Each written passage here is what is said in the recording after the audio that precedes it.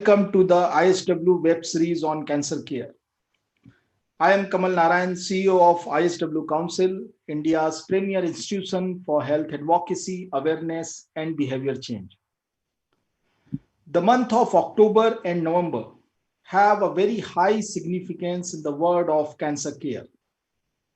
While October is observed as World Breast Cancer Awareness and Liver Cancer Awareness Months, the ongoing month of November is observed as Lung and Pancreatic Cancer Awareness. And today's day is also very special as it is the National Cancer Awareness Day in India. And certainly a day we all must be aware about, as it is aimed at spreading awareness about a disease that is taking away roughly 8 lakh lives from our country every year.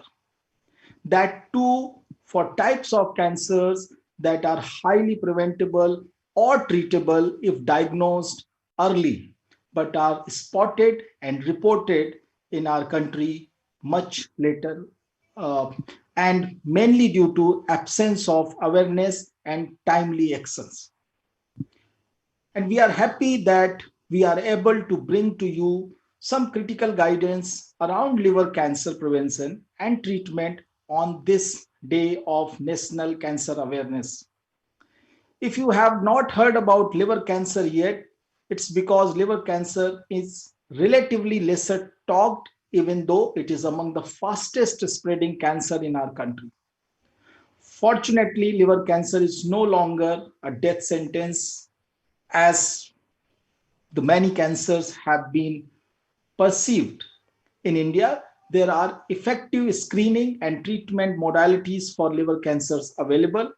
However, that amplifies the importance of seemingly lesser components like diet as part of the cancer treatment regimen, and especially when it comes to an essential and sensitive organ like liver. To answer this and many other questions that you may be having, we have a panel of eminent oncologists to guide you on how to respond to liver cancer and what are the lifestyle changes that may be needed for liver cancer patients, including that of about their diet, about what they can eat, what they should not, and how much and in what frequency and quantity. We have with us Dr. Syam Agrawal, Director, Medical Oncologist from Sir Gangaram Hospital, New Delhi. Dr. Agrawal has been practicing for almost 37 years and is a bone marrow transplant expert in this most prestigious or among the most prestigious hospital in our country. We have Dr. Jatin Sareen, who is the Director of Medical Oncology at Ivy Hospital, Mohali in Chandigarh, Cancer and Diagnostic Center. He specializes in all solid and hematological malignancies in adult as well as in children. We are also joined with Dr. Chanchal Goswami. He is a medical oncologist at Medica Super Specialty Hospital at the Calcutta Medical Institute in Kolkata. So I welcome all our esteemed panelists today on this very important discussion aimed at spreading awareness on liver cancer. But before I begin our conversation, I would request our online viewers today to keep sending their questions on the comment box, and we will try to answer most of them in the next 1 hour. Also, like and comment with your feedback, and do share this special show on your wall to help many others who may get benefited with this information. So let me begin today's show, and before we go more specifically towards liver cancer, keeping in mind that today is the Cancer Awareness Day in our country. So Dr. Agrawal, let me begin with you. I mentioned about some number that around roughly 8 lakh people die of cancer in our country annually, and that's the number I think from 2018. What is the situation of cancer in our country at present? Yeah, Kamalji, I think it's a very important landmark day today.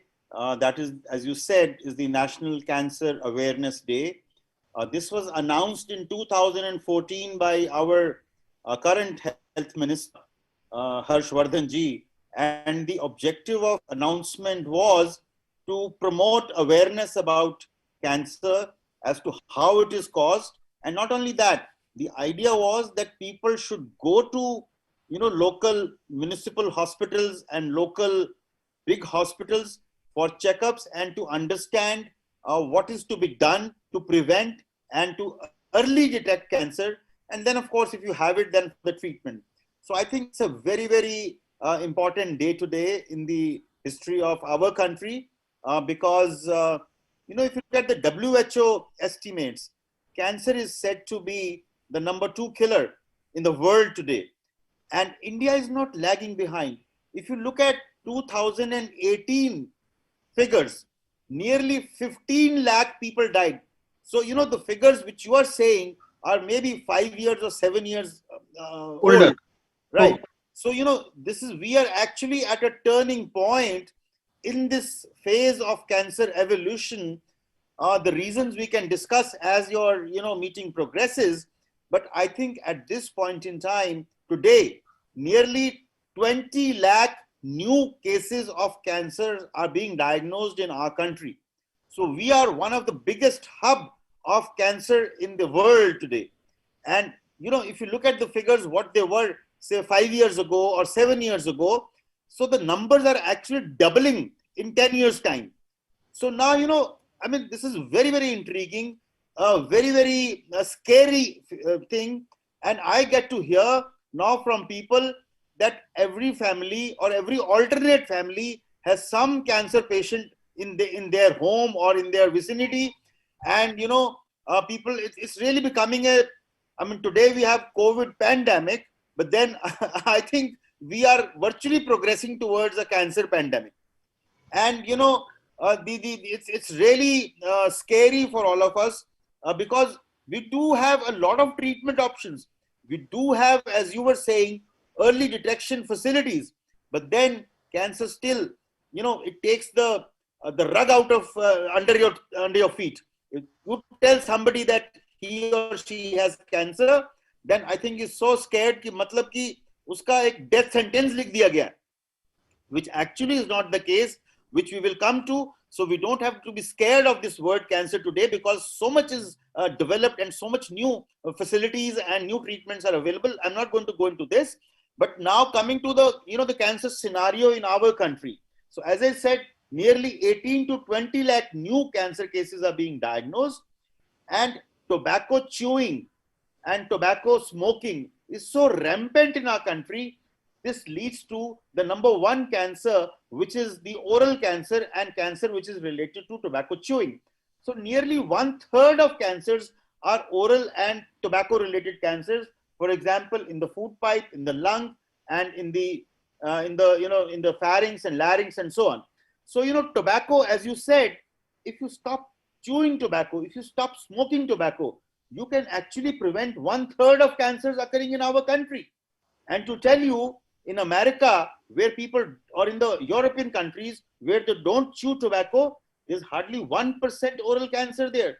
So see the epidemiological relationship of tobacco chewing and cancer. Then, of course, in women, there is another thing which is happening. Earlier, cervix cancer or uterine cervix cancer used to be #1 cancer in women in India. But now, because of the improvement in the socio-economic status, because of the improvement in the hygiene in our country, in the women, the number of cases for cervical cancer are coming down, and breast cancer is going up like we see in the Western world. So, that is a change which is happening at the demographic level, at the epidemiological level in women. And all these cancers are either preventable or they are either early detected and can be cured. If they are detected early in stage 1 or 2, 90% of these patients can be cured. So then, of course, you have lung cancer, esophagus cancer, and so many all sorts of cancer. Cancer is not one disease. There are nearly 200 types of cancers. And, this is how the things have evolved or evolving at this point in time in our country. That's very important.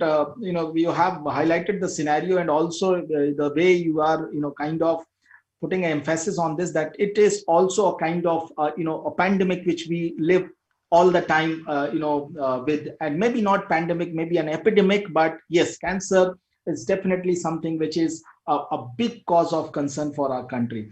Dr. Sareen, since as I said that today's session is going to be about liver cancer, we got to know that now, that what is the overall scenario of cancer cases in our country, which Dr. Agrawal is saying that around 18 to 20 lakh cases are being reported. However, that the number in SCMR reports and others are showing a lesser, but I'm sure that our data is never complete, so we can always have this kind of variation.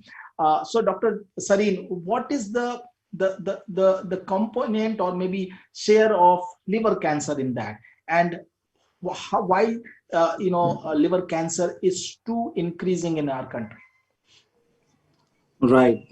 So what Dr. Sham had said is very correct, and I don't want to stress that this is the recorded.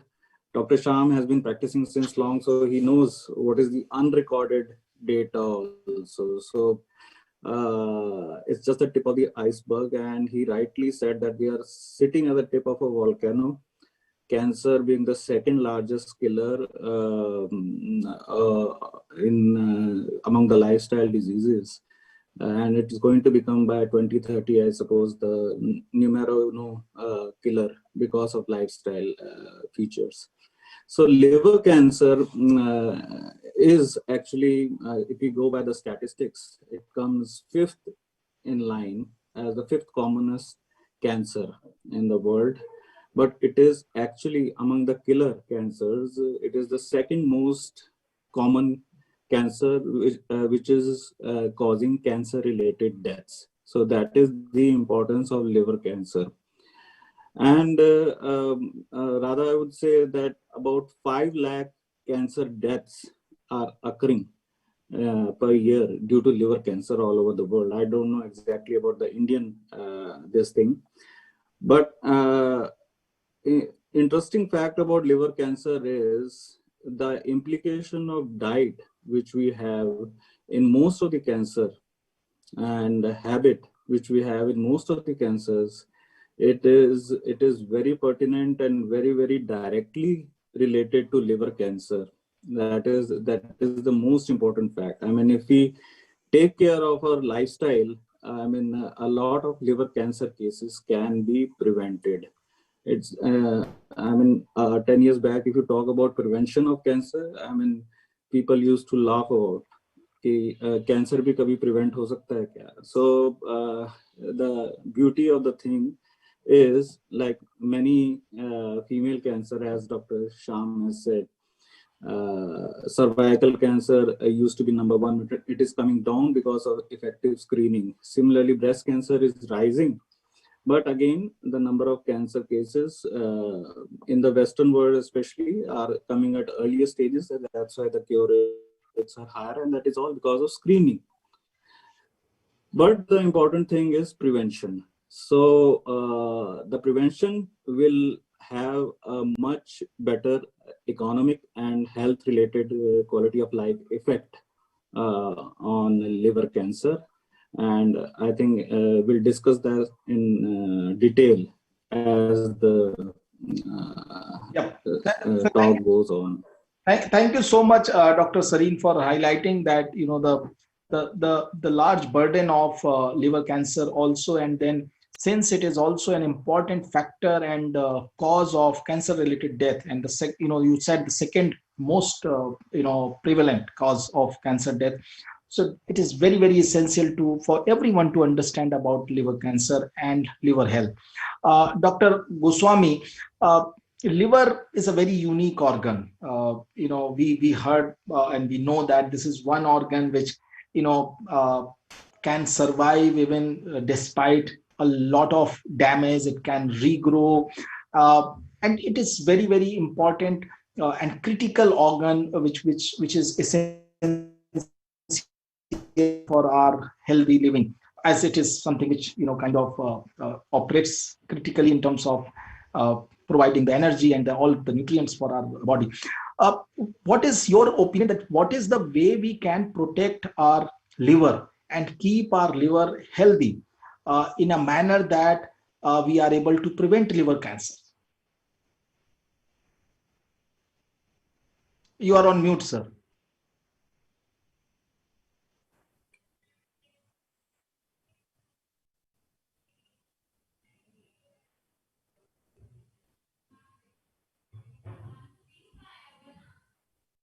Dr. Goswami, it is mute. It is on mute. Dr. Goswami, can you unmute it?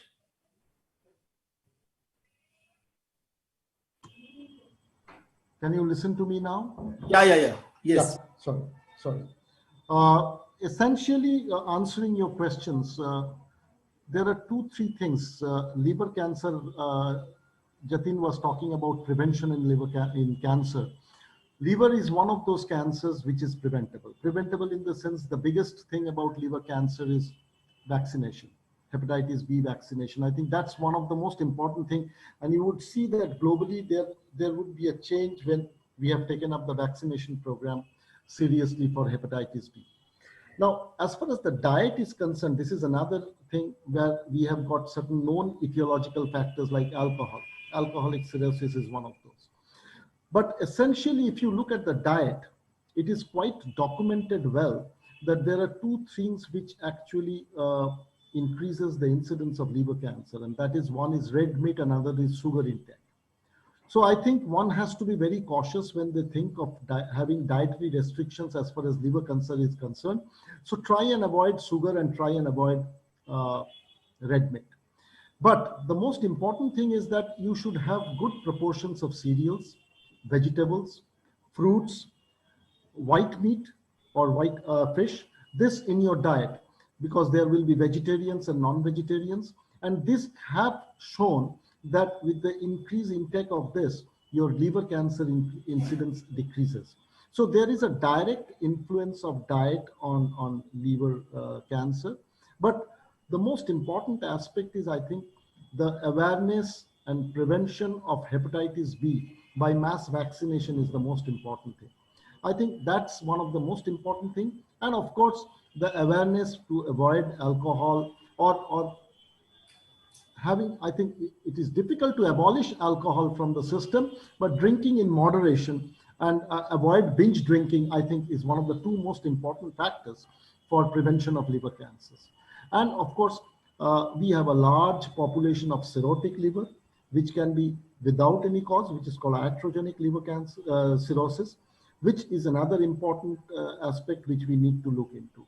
So I think when we talk of liver cancer, I think hepatologists and gastroenterologists and dietitians should also come into that forum, and combinedly we can, I think, do something for liver cancer. Yeah. So, Dr. Agrawal, now we know liver cancer, and we also know that it's highly preventable.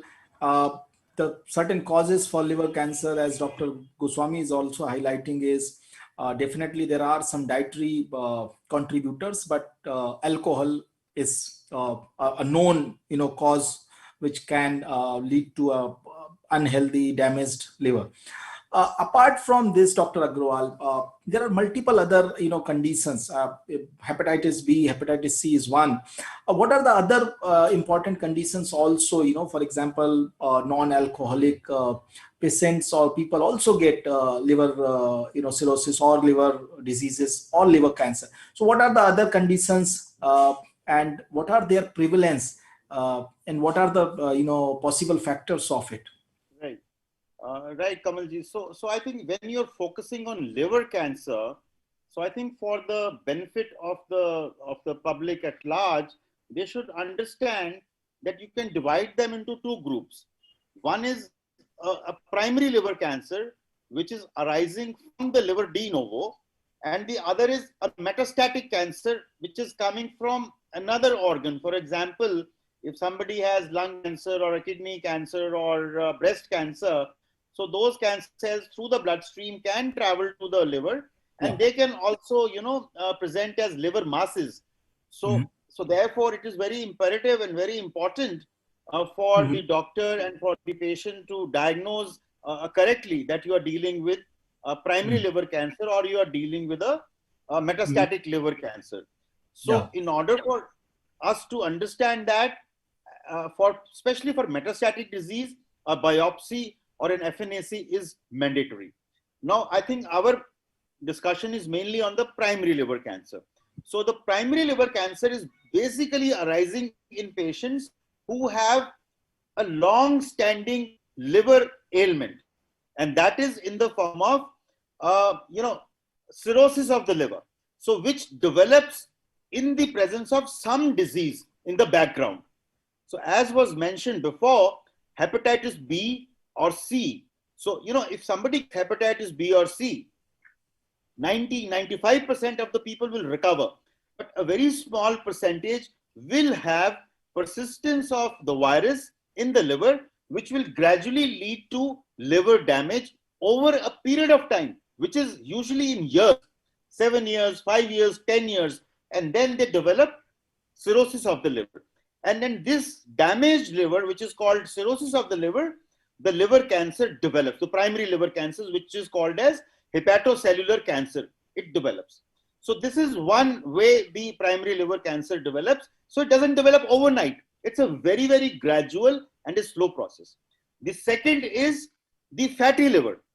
People, for example, who consume a lot of fat, and as was mentioned by Dr. Goswami and Dr. Sareen, alcohol will be a contributing factor towards the development of alcoholic liver cirrhosis. And again, cirrhosis develops slowly, and the cancer in the liver will develop extremely slowly. So if somebody will give up alcohol, or somebody can get eradicated the virus, well, actually those changes in the liver can also slow down and maybe reverse over a period of time. So the third thing we said was the non-cirrhotic portal fibrosis, that is called NCPF. So which is again a condition which is not clearly understood, which we don't know why it happens in people, and it is iatrogenic, as I think Chanchal pointed out, and so that also can lead to the development of cirrhosis and then subsequent development of cancer or a primary liver cancer. Then there are certain toxins which are prevalent in certain countries, like aflatoxins, which people consume, and therefore they can develop liver damage over a period of time, and then it can get converted into liver cancer. So the interesting part in the diagnosis of primary liver cancer is that actually you do not need a biopsy. So when we say cancer, you have to have a biopsy to confirm the presence or absence of cancer.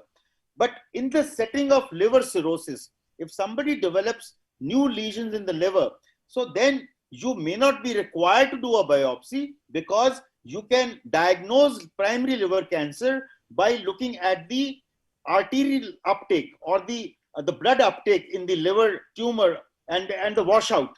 So, so this is one unique cancer where you can have the rise of alpha fetoprotein, which should also be very important for these people who have a background cirrhosis, because they're on regular follow-up with their gastroenterologist. So it is very important for them to keep an eye, because liver cancer doesn't develop overnight. It's a very, very, very, very slow process, and they develop first, fatty liver or the the viral hepatitis, and then that's converted into cirrhosis, which stays with them for 5 years, 7 years, 10 years, and then only the liver cancer develops. So I think these are certain issues which people should know about the hepatocellular carcinoma, which is the primary liver cancer.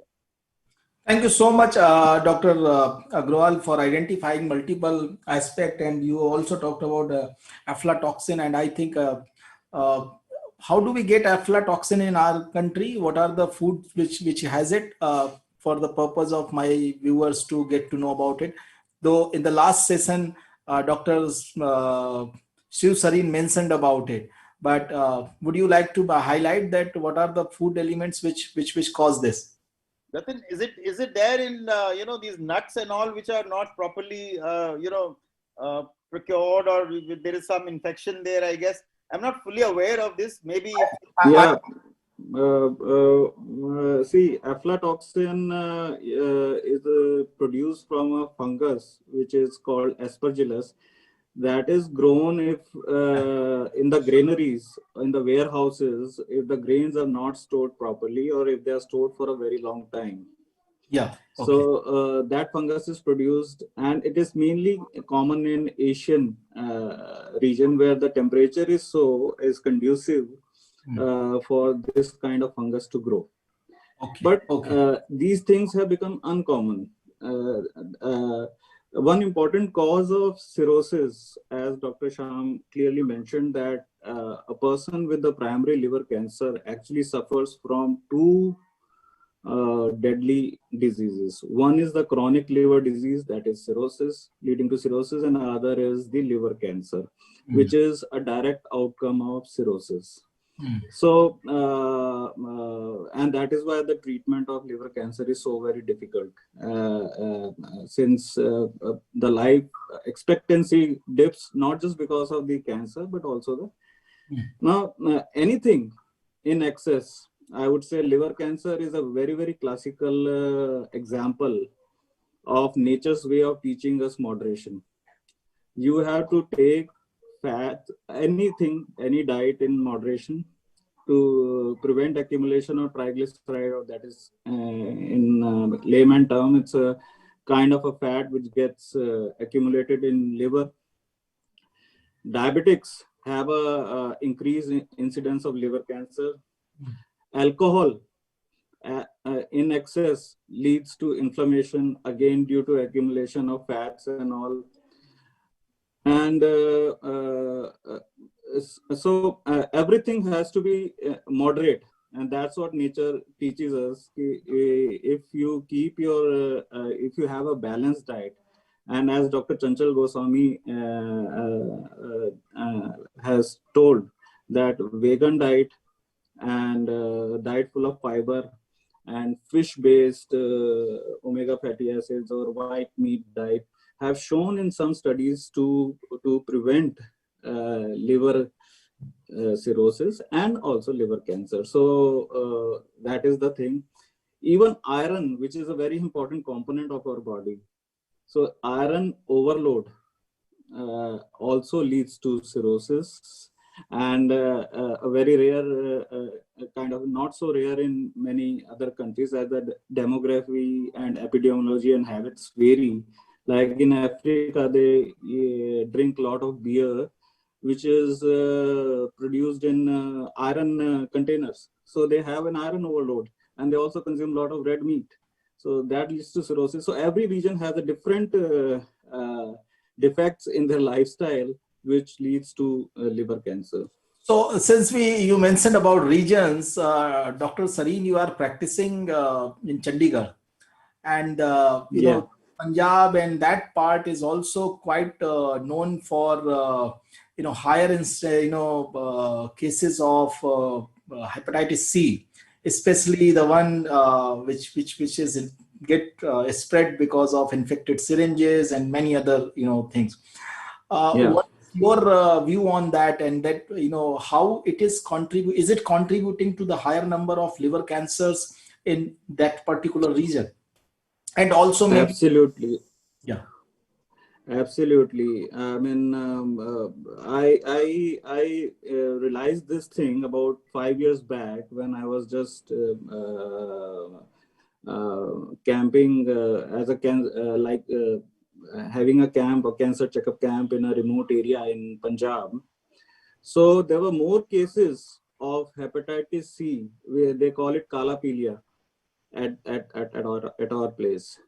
And I was very sad to know that most of those cases were in poor families who cannot even afford to go to the city and get their hepatitis C positivity checked.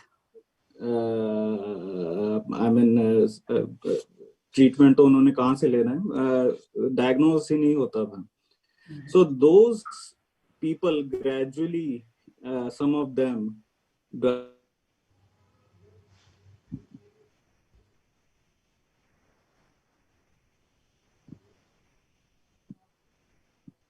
I think there is some connectivity problem with Dr. Jatin.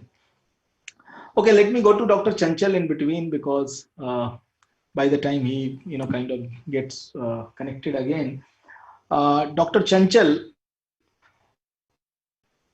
we are also talking about, since when we are talking about the prevention and we are talking about what are those contributors or the factors which can impact your liver health, which can ultimately or eventually lead to liver cancer.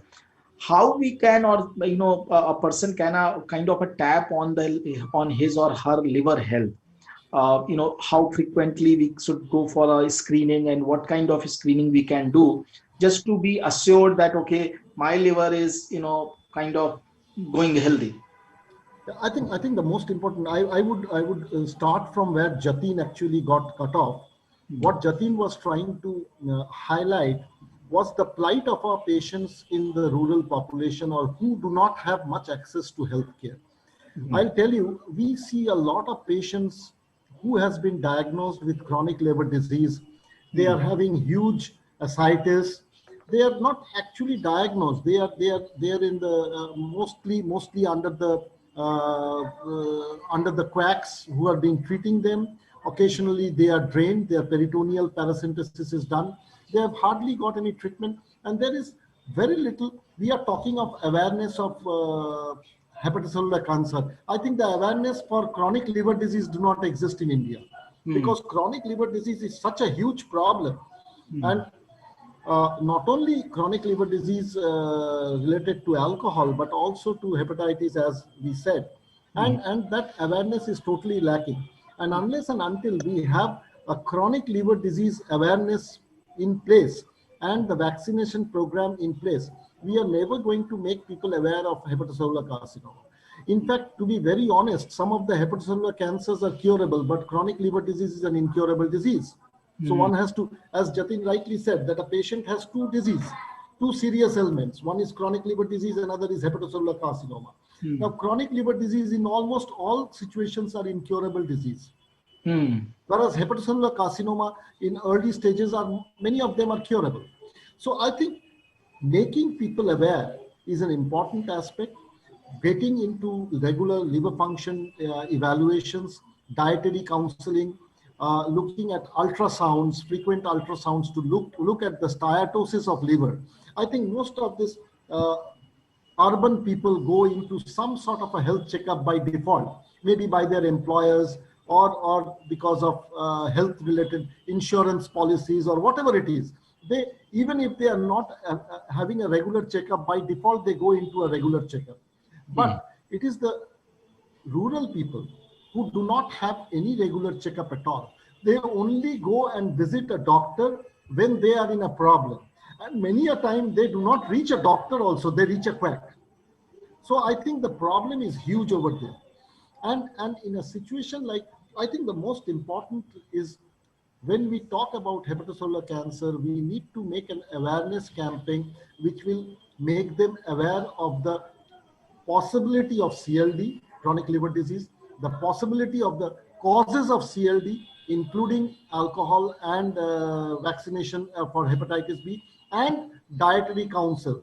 So these all three taken together will have an effective means of hepatitis. And at the same time, I think many physicians, many clinicians also do not know what are the modern treatments available for hepatocellular carcinoma. People do not think of surgery many a time for a hepatocellular carcinoma because they think that it cannot be done. Moreover, the expertise is also lacking. Every single hospital do not have the expertise of a liver surgeon or the expertise of a transplant. So the problems are myriad. There are multiple problems. It is not only at the diagnosis and awareness level, it is also at the treatment level. So the problem is huge.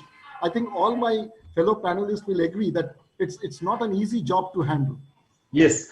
Dr. Goswami and all our panelists, we spent almost 40 minutes now about understanding cancer and also liver cancer, also how to prevent it and what are the causes. Now, we would like to spend next 20 minutes more about the patients who have already got liver cancer and what they need, in terms of uh, continuing their effective treatment cure, because the COVID-19, many times the fear of it has also kind of made some impact on the continuity of treatment and then other aspects to it. So let me go to Dr. Agrawal, and Dr. Agrawal, we understand that all cancer treatments, definitely while you are undergoing the treatments, you require a special kind of nutrition, and I think it is more important in the case of liver cancer. What is as per you, what is the role of nutrition while somebody is undergoing liver cancer treatments?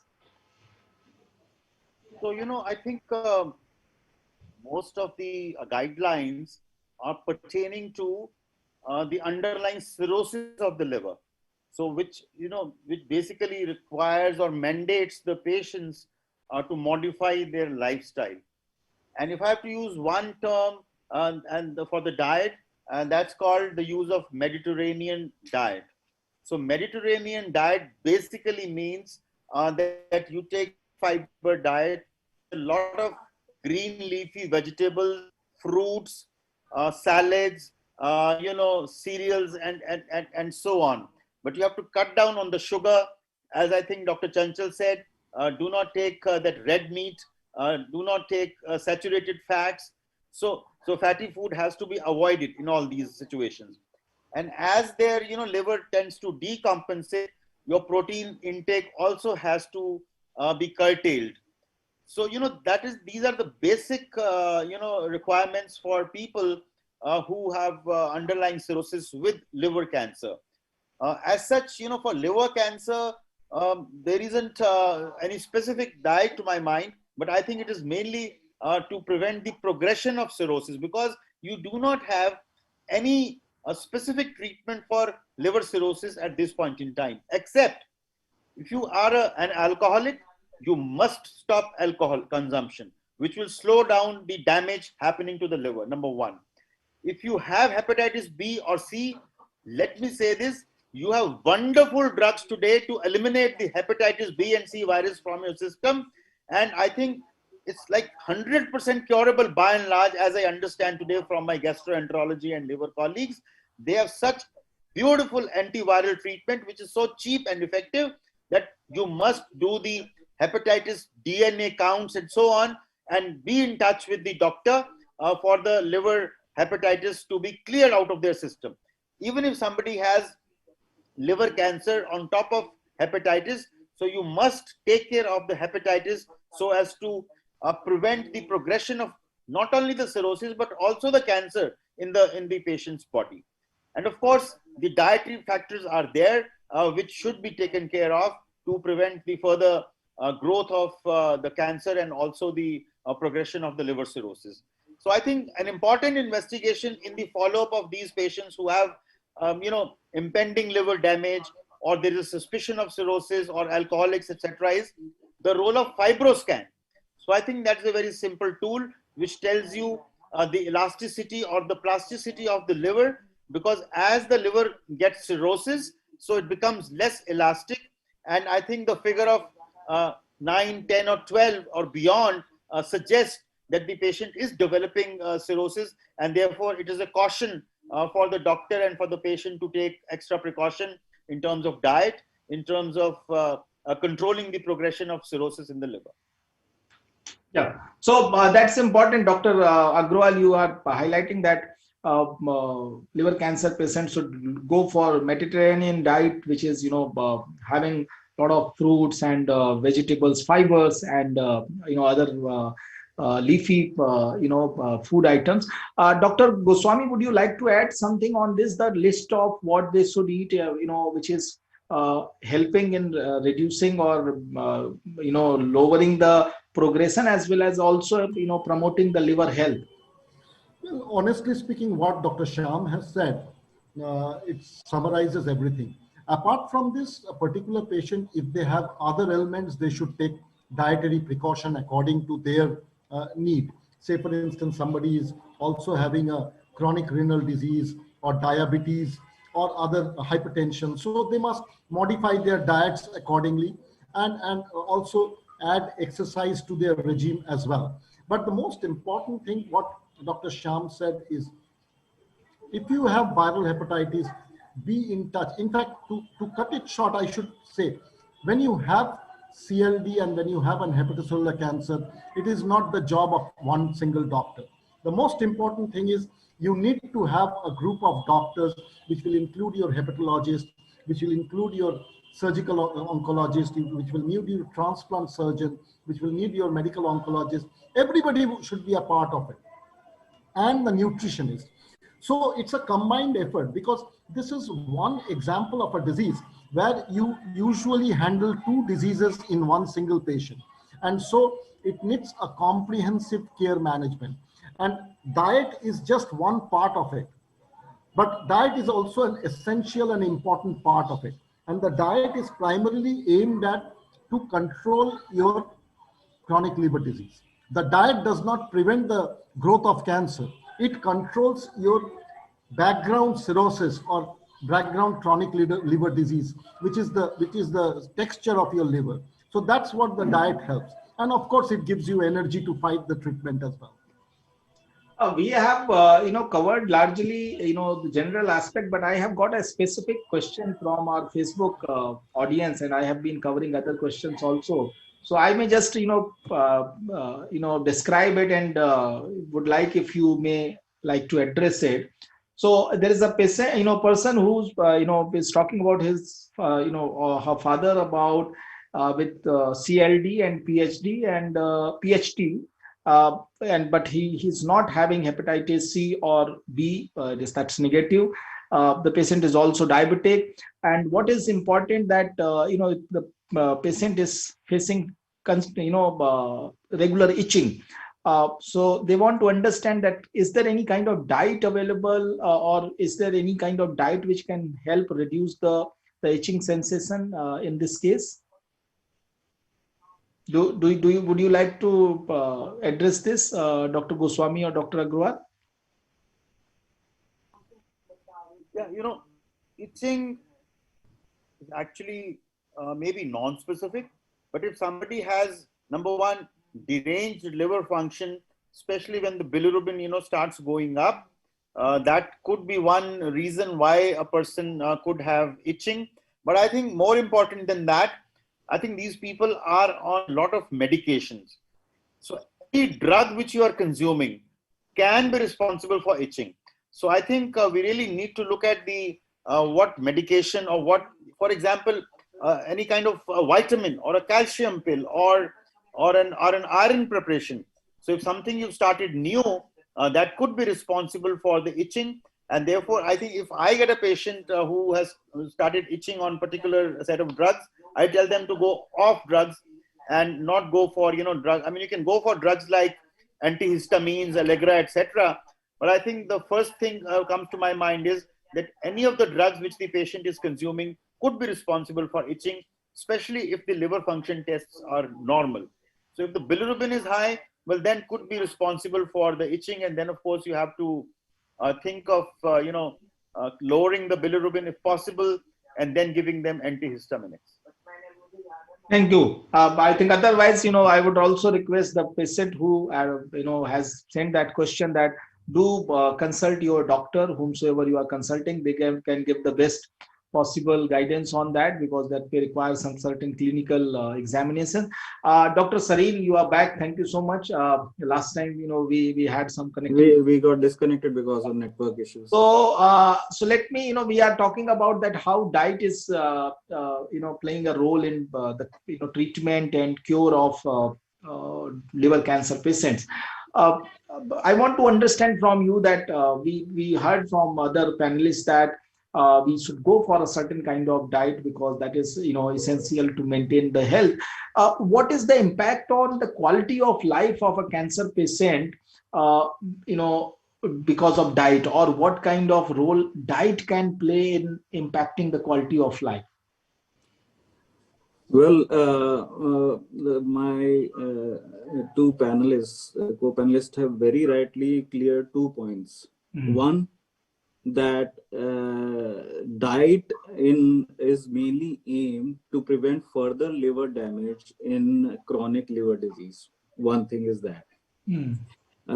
And a person suffering from hepatocellular cancer has already compromised liver. plus he'll be on some treatment, and their metabolism is also going to be through the liver. So it is very important that, as Dr. Sham rightly said, that to keep the consumption of other drugs as low as possible, unless and until it is very necessary. If you require anti-diabetics, yes, you have to take those drugs. If you require antihypertensive, yes, you have to take the drugs, because most of them have metabolism in liver, and these people have very less of liver reserve already. So one thing is that unnecessary drugs, and I repeatedly tell my patients that please avoid unnecessary drug, like for itching, as you talked about.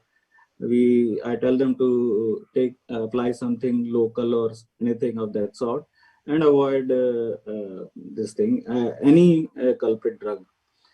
The second was diet. In diet, for the patient undergoing treatment for liver cancer as such, again, you aim to prevent further progression of his liver ailment. So some people have said that branch chain amino acid, they are a very important component of diet, and most of the gastroenterologists talked about, they use those things to improve the liver health. The second thing is there are some studies which have shown that increasing in consumption of vegetables, that has led to reduced impact of the reduced damage to the liver. So that is the thing. The third important thing is that since chronic liver disease is an accompaniment in liver cancer, they tend to have ascites. Ascites, it's a filling of fluid in the abdomen, and that is, as your patient is portal PHT. She said PHT. So portal hypertension leads to ascites as part of chronic liver disease syndrome. So in that ascites, there is a loss of protein. So we have to give protein, but protein metabolism has also been affected because of the damaged liver. So we have to be very balanced as far as the diet is concerned, so that due to excess of protein feeding, we don't lead to increase in liver damage, because whatever you give in excess to the liver, which the cells are not able to metabolize, the normal cells are not able to metabolize, they lead to inflammation.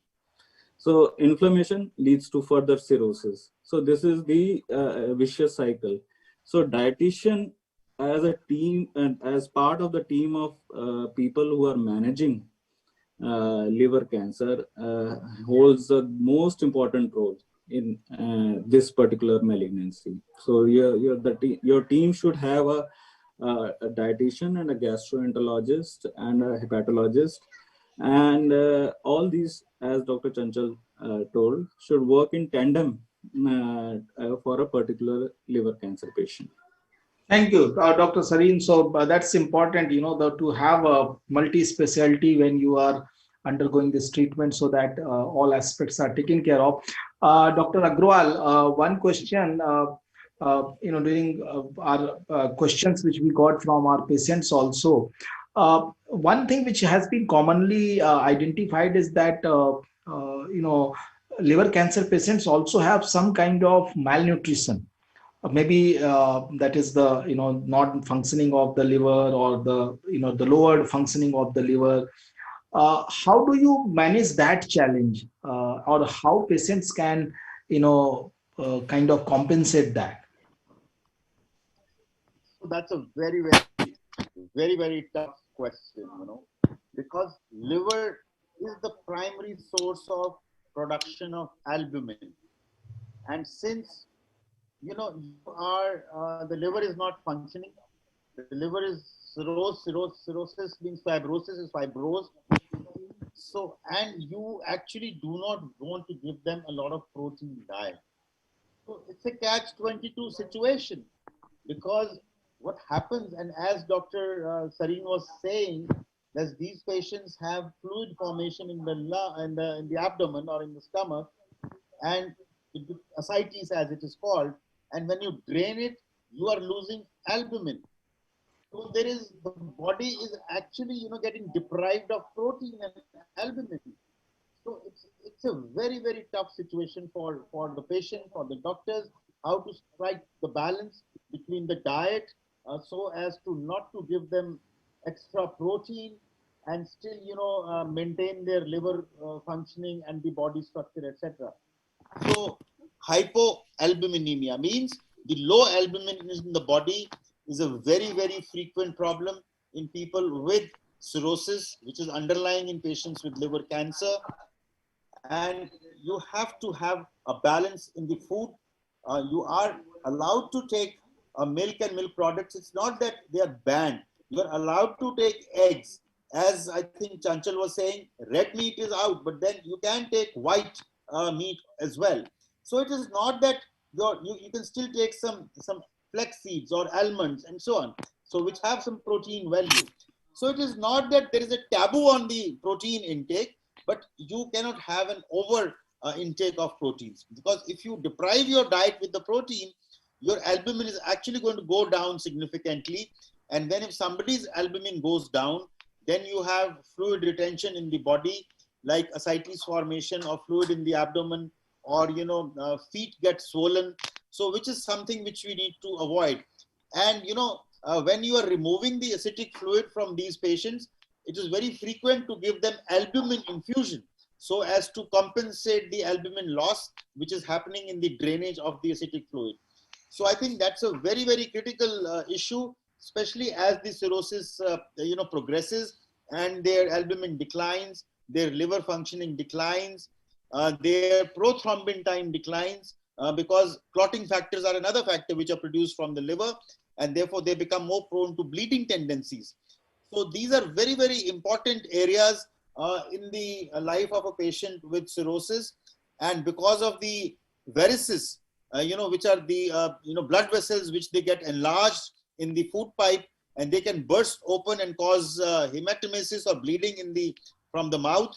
So these are very, very important, life-threatening areas in patients with liver cancer, which is invariably associated with cirrhosis in most of these cases. So I think the doctor has to take care of all these issues in patients with liver cancer and cirrhosis. Okay, that's important. So you are saying that it's a challenging situation where because of cirrhosis, you don't have that much nutrition coming in, but that need to be kind of balanced. Dr. Sareen, what are the role of these lot of nutritional supplements which are now available, and especially for different kind of specialty nutritions for cancer patients, for liver health? What is the role of them? Well, there have been a lot of proprietary nutrition supplements available, and the market of nutraceuticals is growing like anything. Everybody is cashing on nutrition aspect, especially of cancer. But specifically for liver cancer, I want to convey to any patient that they should be really very, very careful and not take any nutritional supplement if anybody has suggested or so. They should consult their oncologist or the dietitian before taking that particular nutritional supplements, because as I said, we have a limited amount of liver which is going to metabolize that even nutrition. And there are a lot of drugs which are used in treatment of liver cancer, which can also damage the liver if they are not metabolized properly, or if their dose can increase if they are not metabolized properly, and hence they can have an effect on treatment, or treatment may be compromised as the patient won't be able to take treatment if you take unnecessary things. As Dr. Sham clearly said, stop unnecessary drugs. So in drugs, the food is also a drug. Any nutrition is also a drug. So stop taking unnecessary food. take a good home cooked vegetarian diet. If you are a non-vegetarian, take white meat, fish. There is no need of supplementation. There is actually no need of supplementation. If you take a diet chart from a dietitian and give a home cooked diet, there would be actually no need of any proprietary supplementation.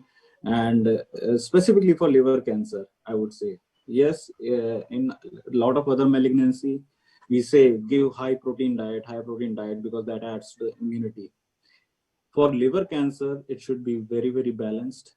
And we don't know that what kind of nutrition supplement is causing good or what is causing harm.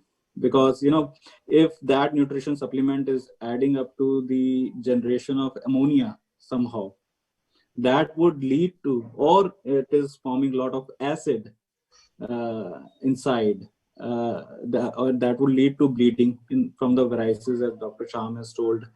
So when the ammonia is generated, it travels and it in CNS and leads to encephalopathy. Patient may get drowsy. Patient may get go in semi-coma. So what a liver cancer or chronic liver disease patient takes, it's very important. It should be well monitored. It should not be self.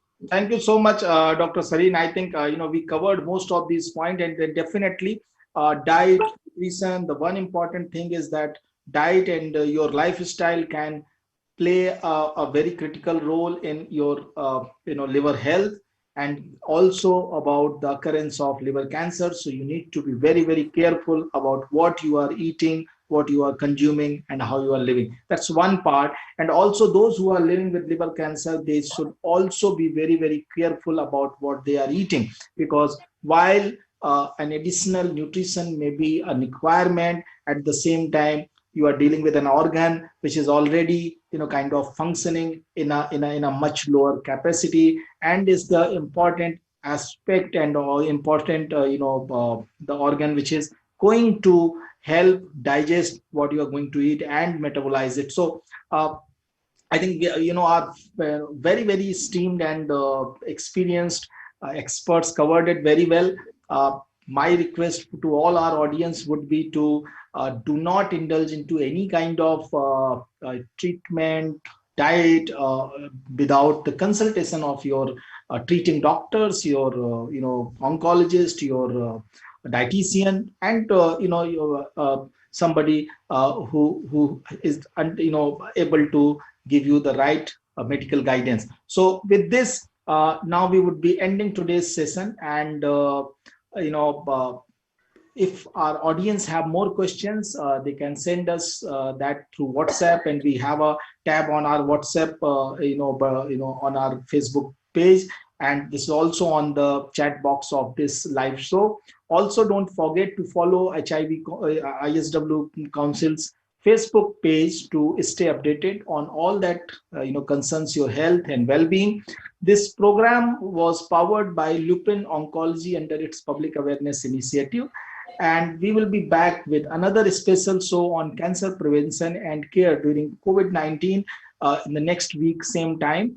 So keep sending your question, and we will certainly include them in our next shows. Till then, stay at home as long as you can, eat healthy, sleep well, and keep giving your mind and soul a daily dose of positive thinking. And don't forget to maintain personal hygiene and social distancing to protect yourself and your loved ones from the coronavirus. So goodbye and see you soon. Good night.